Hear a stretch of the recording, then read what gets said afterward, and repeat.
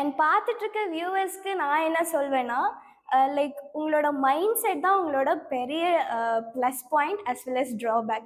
உங்களோட mind set கரெக்டாக இருந்தால் நீங்கள் என்ன வேணால் பண்ணலாம். உங்கள் ட்ரீம் அதுதான் நீங்கள் ஃபிக்ஸ் பண்ணிட்டீங்கன்னா, உங்கள் மைண்ட் செட் வந்து நீங்கள் அதுக்கேற்ற மாதிரி ரெடி பண்ணிக்கோங்க. So your mindset is your big plus பாயிண்ட்னு தான் நான் சொல்வேன். ஸோ நம்மளோட ஆக்ஷன்ஸ், நம்மளோட தாட்ஸ் இது எதுவுமே ஃபிக்ஸ்டு கிடையாது. நெகட்டிவ் ஆஸ்பெக்ட்லேருந்து அதை எடுத்துட்டு பாசிட்டிவான ஆஸ்பெக்ட்டுக்கு கொண்டு வந்தீங்கன்னா you can surely achieve your dream. அதுக்கான நெசசரி ஸ்டெப்ஸ் எடுத்துகிட்டே இருங்க. நானும் எடுத்துகிட்டே இருக்கேன்.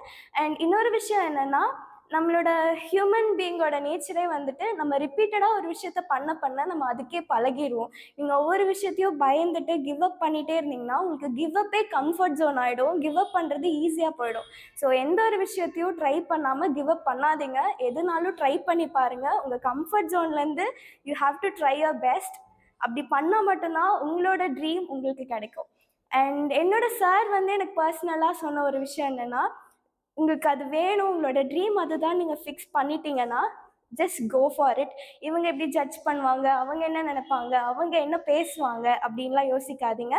உங்களோட ட்ரீம் ஃபிக்ஸ் பண்ணிட்டீங்கன்னா ஜஸ்ட் கோ ஃபார் இட். என்னன்னாலும் பரவாயில்ல, because you have only one life.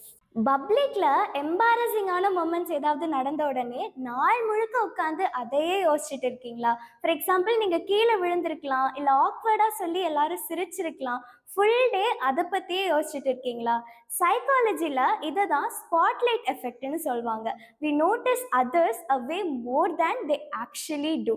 So ஒரு ரிசர்ச்சில் ஒரு குரூப் ஆஃப் ஸ்டூடெண்ட்ஸை ஒரு எம்பாரசிங்கான டிஷர்ட் போட்டுட்டு கிளாஸ்க்கு அனுப்புனாங்க. அந்த ஸ்டூடெண்ட்ஸ் ரிப்போர்ட் பண்ணது என்னன்னா, மோர் தென் 50% ஆஃப் த கிளாஸ் எங்களை தான் நோட் பண்ணாங்க, எங்களுக்கு ரொம்ப ஆக்வர்டாக இருக்குது அப்படின்னு.